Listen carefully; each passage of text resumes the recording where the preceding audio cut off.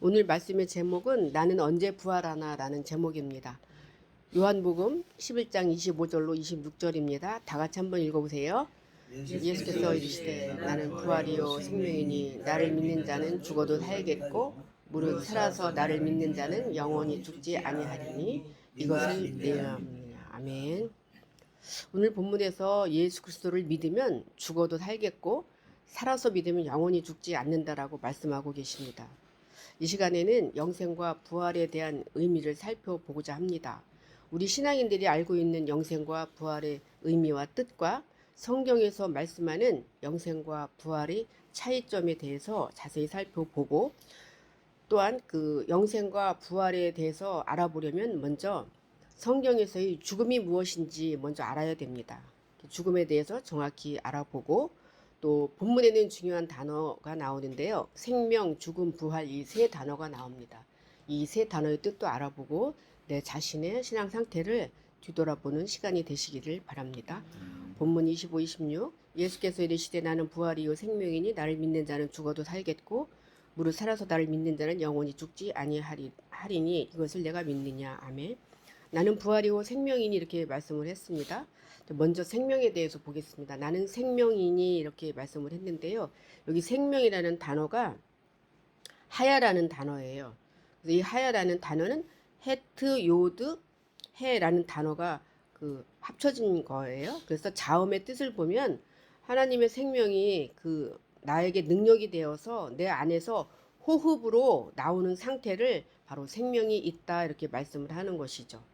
그래서 그 사전적 의미는 살아있는, 뭐 생명, 살다, 재생시키다, 회복시키다, 되살아나다, 보존하다, 소생하다 이런 뜻이 있습니다. 그래서 그 예수 그리스도가 자신을 생명이라고 말씀하는 것은 예수 그리스도는 영이기 때문에 그 육체 속에 와서 살아야 되는 것이죠. 그래서 저와 여러분 속에서 하나님이 호흡으로 숨을 쉬는 것을 바로 생명이 있다 그래요.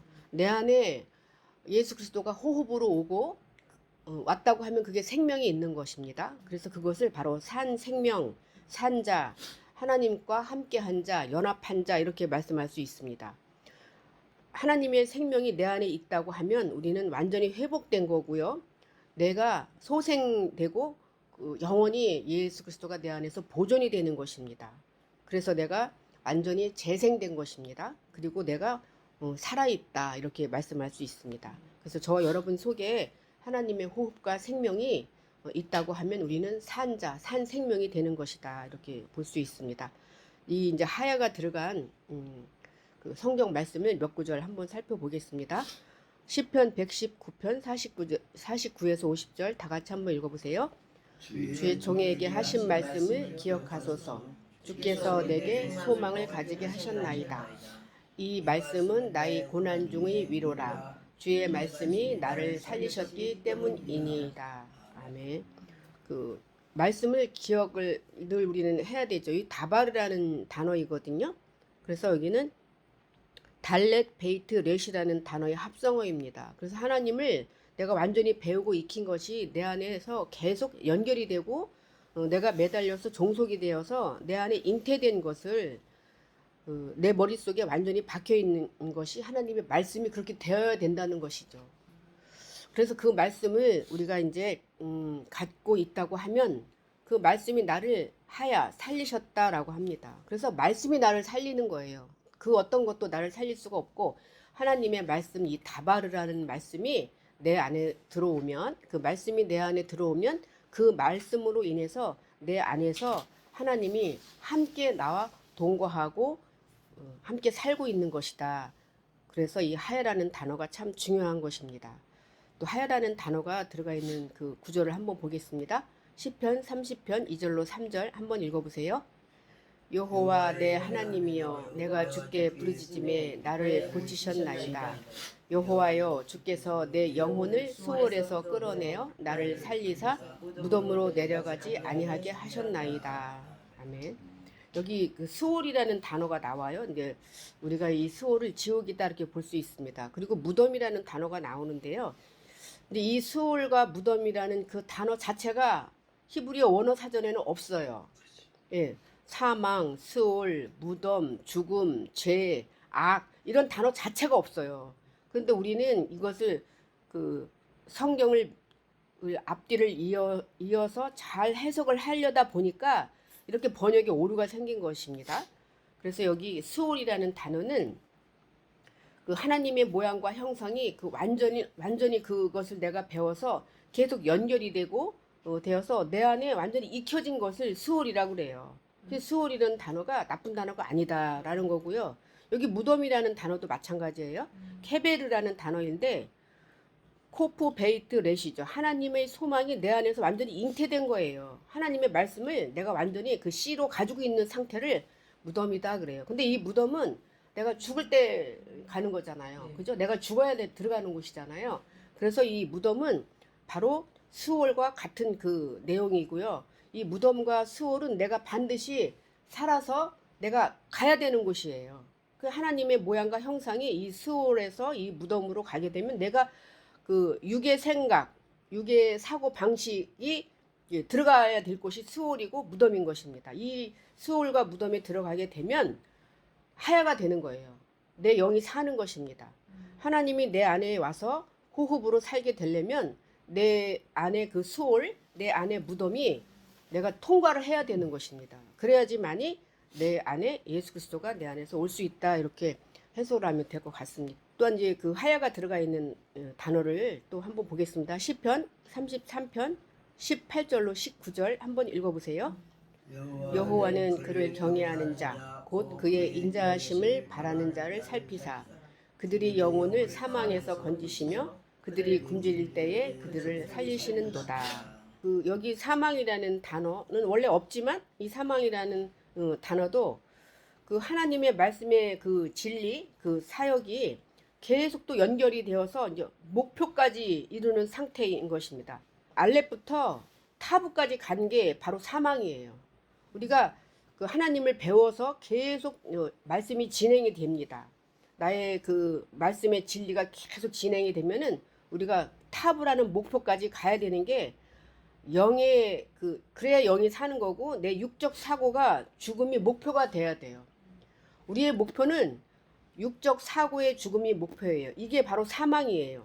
이 사망을 하게 되면 하야가 온다는 것이죠. 하나님이 내 안에 온다 이렇게. 그리고 이 사망을 하게 되면 돌아올 수가 있는 거예요. 하나님이 내 안에 내가 하나님 안에 연합해서 하나가 되는 게 바로 하야이고 내 영혼을 살리는 것이다. 이렇게 보시면 되겠습니다. 시편 119편 25절로 26절 여기도 한번 읽어보세요. 내 영혼이 진토에 붙었사오니 주의 말씀대로 나를 살아나게 하소서. 내가 나의 행위를 아뢰매 주께서 내게 응답하셨사오니 주의 율례들을 내게 가르치소서. 내 영혼이 진토에 붙었다 그래. 여기 진토는 아파르 흙이라는 단어예요. 그래서 이거는 그 영혼 내 네펫이라는 그 영혼이 말씀이 전혀 없는 상태를 말씀하고 있습니다. 완전히 그 흙인 상태이죠. 흙인 상태에서 나로 가게 되면 주의 말씀이 나를 다시 또 살아나게 해주겠다 이렇게 말씀하고요. 그것이 응답이에요.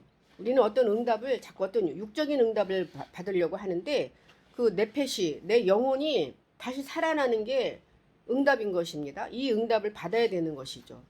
그리고 주의 율례들을 내게 가르치소서. 여기 토라라는 건데요. 이 율례도 하나님의 말씀이 그 내 안에 들어와서 내가 호흡하는 것을 결론적으로는 창세기 1장 1절 베레시트가 내 안에서 완전히 자리 잡는 것을 율례다 이렇게 말씀할 수 있습니다. 그렇게 되면 내가 인간의 어떤 그 속성에서 신앙생활을 하던 그 말씀이 없는 육적 상태에서 그 너무 이제 안타까운 어떤 다윗의 시편이죠. 그 상태에서 나를 살아나게 하는 것이 그 말씀으로 나를 살아나게 한다. 이렇게 토라가 나를 율법이 나를 그 하나님의 말씀으로 내가 살아난다 이렇게 말씀할 수 있습니다. 육신의 생각은 사망이요 영의 생각은 생명과 평안이니라 그래요. 육신의 생각은 반드시 죽어야 돼요. 그래서 여기 무트라는 사망까지 가야 되는 것이죠. 육신의 생각은. 그 영의 생각은 예수 그리스도가 영인데 그 영이 육신을 가진 내 안에 오는 것이 생명이 내 안에 온 것이고 그 하야 생명이 호흡이 하나님의 계획과 의도와 뜻이 내 안에 오게 되면 나는 평안으로 이제 갈 수 있다. 이렇게 말씀할 수 있습니다. 요한계시록 2장 7절에도 이제 그 생명 하야가 나오는데 한번 보겠습니다. 귀 있는 자는 성령이 교회들에게 하시는 말씀을 들을지어다. 이기는 그에게는 내가 하나님의 낙원에 있는 생명나무의 열매를 주어 먹게 하리라. 성령의 교회들에게, 성령은 거룩하고 완전한 하나님의 말씀, 호흡을 바로 성령이다 그래요. 하기오스 푸니마, 헬라어는 그렇게 나오거든요. 이 성령이 교회들에게 하시는 말씀. 그러면 밖에 어떤 건물 성전이 아니고 우리 내 자신이 다 교회이고 성전이거든요. 교회들이 너무 많이 지금 있잖아요. 오늘 이 시간에도 교회가 한 분, 두 분, 세 분, 네 분이나 오셨잖아요. 그래서 성령이 교회들에게 하시는 말씀을 들을지어다. 하나님의 말씀을 들을지어다.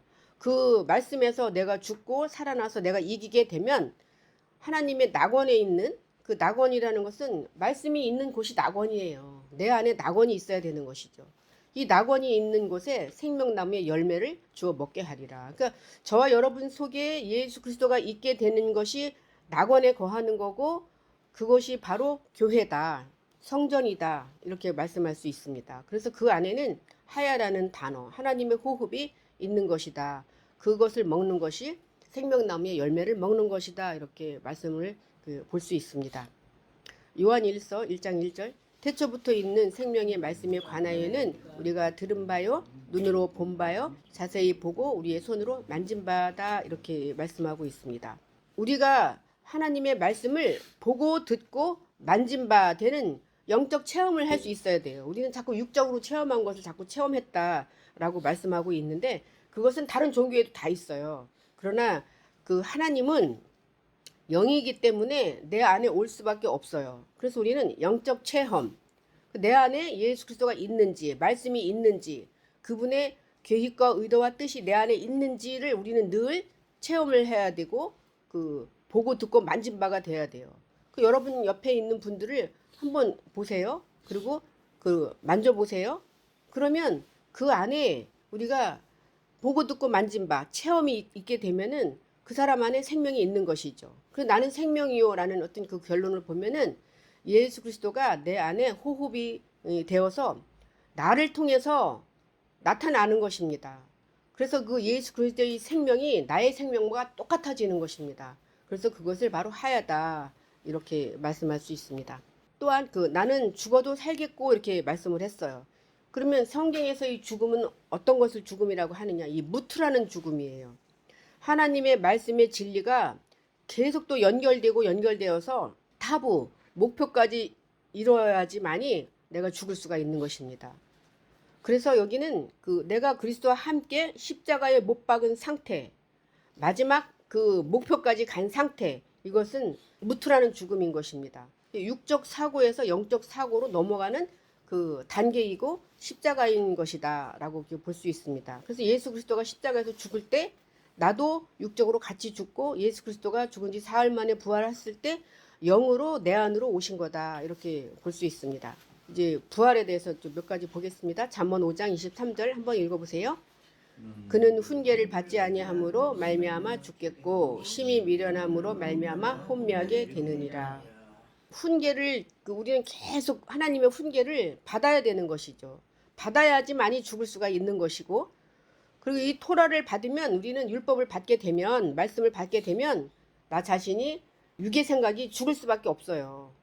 그렇지 않으면 우리는 계속 혼미하게 되는 것입니다. 영과 육이 계속 헷갈리는 것입니다. 이것을 바로 혼미하게 된다. 우리는 무트라는 죽음을 끝까지 가야 되는 것이 그 십자가의 목표다, 이렇게 볼 수 있습니다. 에스겔 18장 4절 한번 읽어보세요. 모든 영혼이 다 내게 속한지라 아버지의 영혼이 내게 속함같이 그의 아들의 영혼도 내게 속하였나니 범죄하는 그 영혼은 죽으리라. 그래서 하나님의 영혼, 예수 그리스도의 영혼, 나의 영혼이 같아져야 되는 것입니다. 여기 범죄한다라는 단어가 나오는데요. 하나님의 영혼과 예수 그리스도의 영혼, 그 영혼을 잘못 알고 있는 게 실수하는 거예요. 잘못 아는 것이 범죄예요. 그래서 빗나가다 실수하다라는 그 뜻이 있습니다. 그래서 하타라고 하는데요. 하나님의 생명이 선한 것으로 계속 배워져서 내 안에 오는 상태를 범죄하다 그래요. 그래서 원래 이 그 범죄라는 단어 자체가 없어요. 성경에는. 근데 이 범죄로 이렇게 그 해석을 한 거죠. 하타라는 단어거든요. 범죄하다는 단어가 아닙니다. 하나님의 생명이 선한 것으로 배워져서 내 안에 오는 상태를 범죄로 이렇게 오류 번역을 한 것이죠. 그 영혼이 내게 속하였나니 그래요. 영혼은 네펫이라는 단어예요. 그래서 올바른 규정이 하나님의 말씀, 제대로 된 그 완전한 말씀이 규정이 나의 입을 통해서 모양으로 완성되는 것이 영혼이에요. 그래서 하나님의 영혼은 내가 나의 입을 통해서 어떠한 모양으로 내가 만들어내느냐에 따라서 그 영혼이 변하게 되어 있습니다. 그 영혼을 잘못 내가 받아들인다고 하면 우리는 범죄하는 것입니다. 그래서 이 범죄에서, 이 죄인에서 우리는 다 벗어나야 되는 것이죠.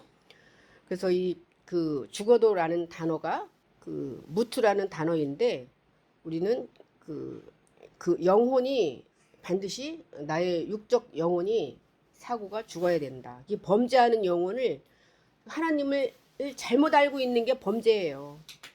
그것이 반드시 죽어야 된다 이렇게 볼 수 있습니다.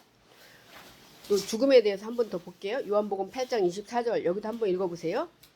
그러므로 내가 너희에게 말하기를 너희가 너희 죄 가운데서 죽으리라 하였노라. 너희가 만일 내가 그인 줄 믿지 아니하면 너희 죄 가운데서 죽으리라.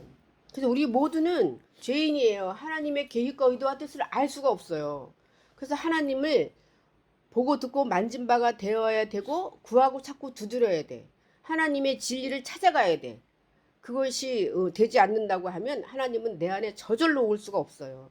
하나님의 그 생기를 받기 위해서 우리는 늘 노력을 해야 돼요. 근데 그 생기는 이 세상 모든 사람에게 다 주었어요. 근데 그것을 바깥에서 찾으면 안 된다는 거예요. 그 생기를 내 안에서 찾아야 된다는 것이죠.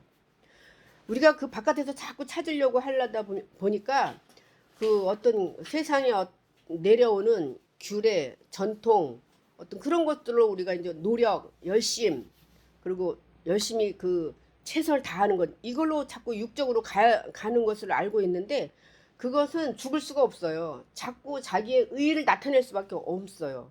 그러니까 우리 모두는 하나님의 계획과 의도를 알 수 없기 때문에 죄인이다 그래요. 그 죄를 우리는 그 깨끗이 씻으려면 말씀밖에 없는 것입니다. 죄에서 구원하기 위해서 예수 그리스도가 저 여러분한테 온 것입니다. 그래서 저 여러분 속에서 예수님이 죽고 부활한 것이다 이렇게 볼 수 있습니다.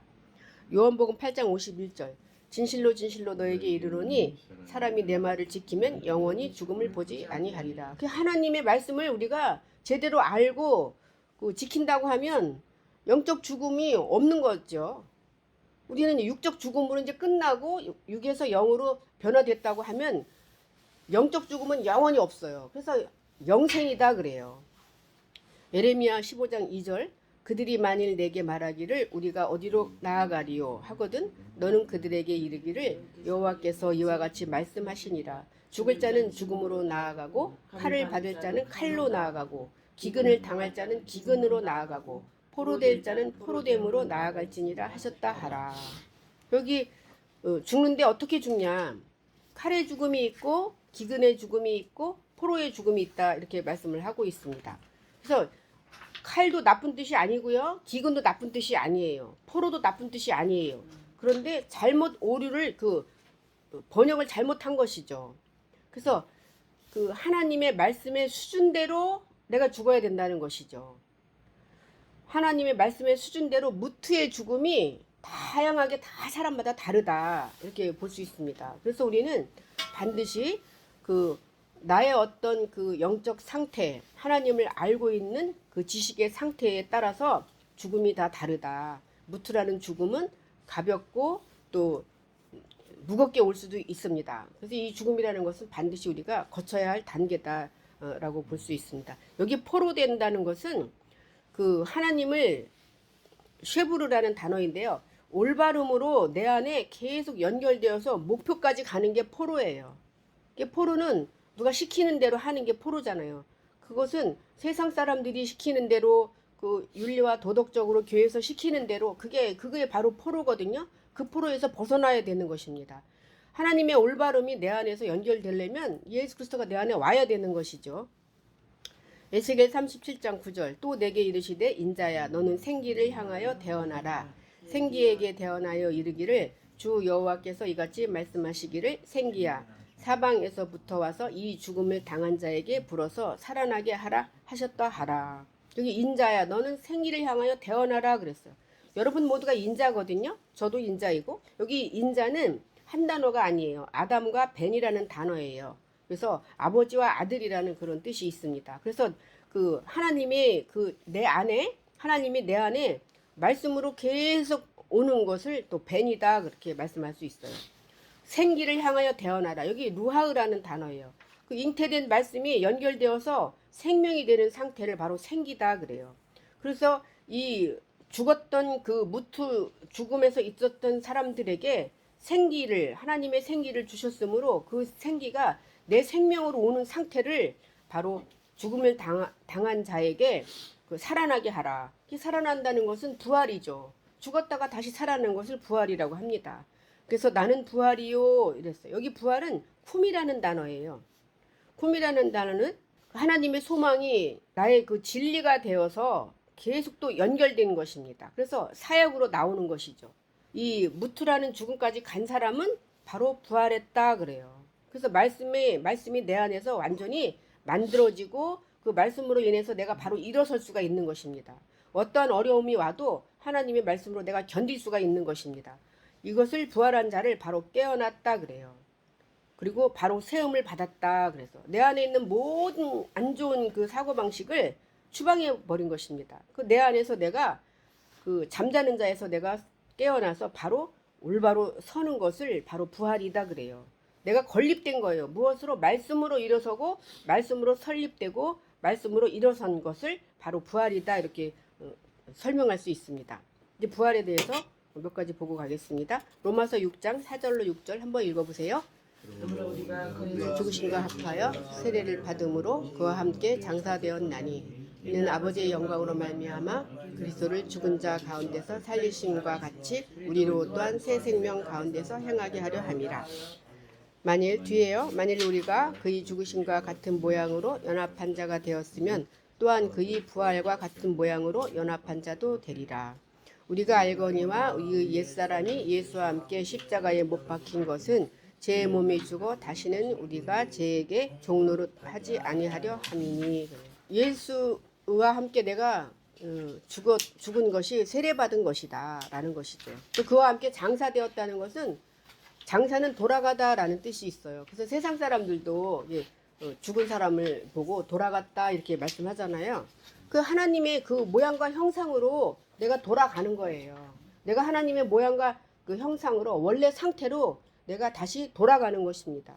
그 하나님의 소망이 내 안에서 잉태되는 것이죠. 그 원래 상태로 하나님의 상태로 돌아가는 것을 장사되었다, 돌아갔다 이렇게 말씀할 수 있습니다. 그것은 부활한 자의 모습인 것입니다. 그 부활했다는 것은 연합했다라고 똑같은 이야기 계속 반복이 되는 것입니다. 그럼 옛사람이 죽은 거죠. 옛사람이 예수와 함께 십자가에 못 박히신 것이고 죄의 몸이 죽은 것입니다. 죄는 하나님의 말씀을 잘못 알고 있는 것을 제대로 아는 게 그 죄에서 벗어나는 것입니다. 그 죄에서 종노릇하지 않는다 그래요. 우리가 죄인이다, 우리 교회 가면 자꾸 죄인이다 이렇게 말씀을 하는데요. 우리는 죄에서 이제 벗어났기 때문에 더 이상 죄인이 아니에요. 자꾸 교회에서 시키는 대로 일반 사람들이 아는 대로 우리는 자꾸 죄인이다라고 하는데 죄는 하나님의 말씀을 잘못 알고 있는 게 죄다 이렇게 말씀할 수 있습니다. 고린도전서 15장 12절로 13절 또 한번 읽어보세요. 죽은 자 가운데서 다시 살아나셨다 전파되었거늘 너희 중에는 어떤 사람들은 어찌하여 죽은 자 가운데서 부활이 없다 하느냐. 만일 죽은 자의 부활이 없으면 그리스도도 다시 살아나지 못하셨으리라. 그래서 여기 그 마태복음 2장 29절로 30절도 다 같이 한번 읽어보세요. 예수께서 대답하여 이르시되 너희가 성경도 하나님의 능력도 알지 못하는 거로 오해하였도다. 부활 때에는 장가도 아니가고 시집도 아니가고 하늘에 있는 천사들과 같으니라. 이렇게 부활을 했다고 하면 그리스도가 내 안에 살아온 것이다 이렇게 말씀할 수 있고요. 여기 우리가 그 부활 때에는 장가도 아니가고 시집도 아니간다 그러잖아요. 장가는 부인을 얻는 거고 시집은 남편을 얻는 것이잖아요. 그런 육적인 이야기가 아니라는 거예요. 그래서 여기 그 예수 그리스도와 장가가고 예수 그리스도가 그 내가 아내가 되는 것이죠. 그래서 예수 그리스도 안에 있다고 하면은 장가도 간 거고 시집도 간 거예요. 그것은 천사의 상태다 그래요. 말라크라는 건데 하나님의 진리를 배워서 적용한 상태를 천사 말라크이래요. 라고 합니다. 그래서 그 내 자신이 교회가 되고 성전이 되고 내 자신이 하나님의 그 호흡이 된 거예요. 이것을 더 이상 장가 가면 안 되는 거고 더 이상 시집 가는 것도 아니죠. 이게 육적으로 설명한다고 하면 내 자신이 교회이고 성전이 된 거예요. 그래서 더 이상의 교회에서 어떤 사람을 내가 자꾸 전도해야지, 그 사람을 많이 끌어들여야지 이렇게 말씀하는 게 장가가고 시집 가는 거예요. 목사님이 장가가기 위해서 교인을 자꾸 이제 불러들이는 것이죠. 여기 또 시집 가는 거는 말씀을 여기저기 자꾸 찾아다니는 사람은 시집 간다고 그래요. 남편이 없기 때문에 씨를 계속 받으러 다니는 것이죠. 이 장가가고 시집 가는 거가 이제 끝난 거예요. 하나님의 말씀으로 예수 그리스도가 내 안에 왔다고 하면 장가도 시집도 더 이상 가서 안 되고 이제 내 안에 있는 예수 그리스도를 내가 찾아내야 되는 거예요. 말씀을 보고 내가 이해하고 노력하고 언더스탠이죠. 이해가 됐으면 되는 거예요. 그러면 이제 우리가 천사의 삶을 살 수 있는 거예요. 그러니까 육의 사고를 벗어나고 영의 사고로 간다고 하면 우리는 천사가 되는 것이다. 이렇게 볼 수 있습니다. 그래서 이 부활은요, 영생과 같이 이제 같은 것이죠. 그 영은 숨겨져 있어요. 보이지 않아요. 왜? 육신의 모습이 내 안에 있기 때문에. 그리고 여기 생은 그 살아있는 상태죠. 그래서 이 부활이라는 것은 영생한 것이다라고 볼 수 있는데, 영생은 그 거룩하고 완전한 하나님의 말씀이 내 안에서 영원히 살아있는 거예요. 내 생명이 다하는 날까지. 이것을 부활했다, 영생한다, 내가 죽지 아니한다 그래요. 영생에 대해서 조금만 보겠습니다. 요한복음 4장 14절 한번 읽어보세요. 내가 주는 물을 마시는 자는 영원히 목마르지 아니하리니 내가 주는 물은 그 속에서 영생하도록 솟아나는 샘물이 되리라. 그래서 이 물을 어디 가서 자꾸 받으려고 하지 마시고, 그리고 또 그 신앙인들은 여기 가서 말씀이 좋을까 저기 가서 말씀이 좋을까 자꾸 이게 시집가고 장가가는 일에 최선을 다하고 있는데 그렇게 하지 말라는 것이죠. 예수 그리스도가 생수이고 물인데 그분이 내 안에서 주겠다는 거예요. 내 안에서 샘물이 되어야 되는 것이죠. 이 샘물이 근원이거든요. 말씀의 근원.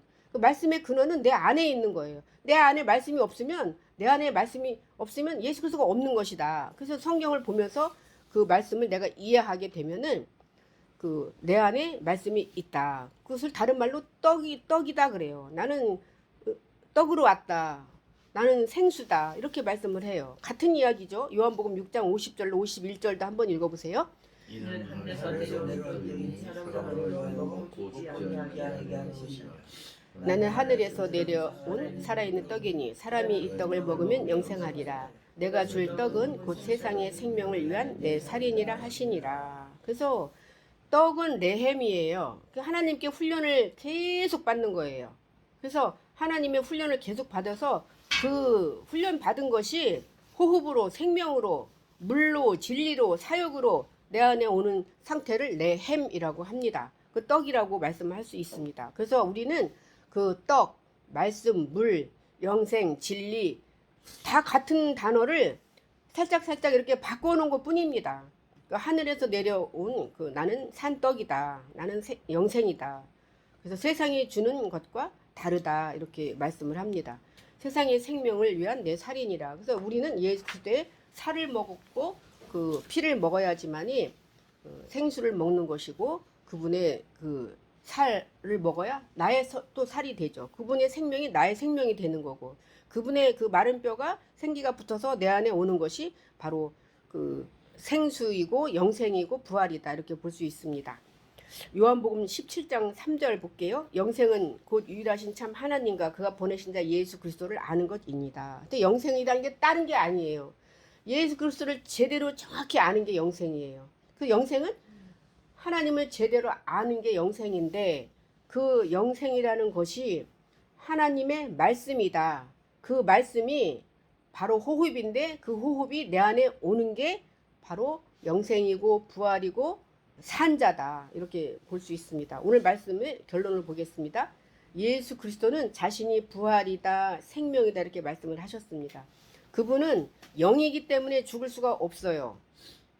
영이신 예수 그리스도는 육을 가진 인간인 바로 저와 여러분 안에 지금 이 순간 생명으로 부활로 영생으로 오신 것입니다.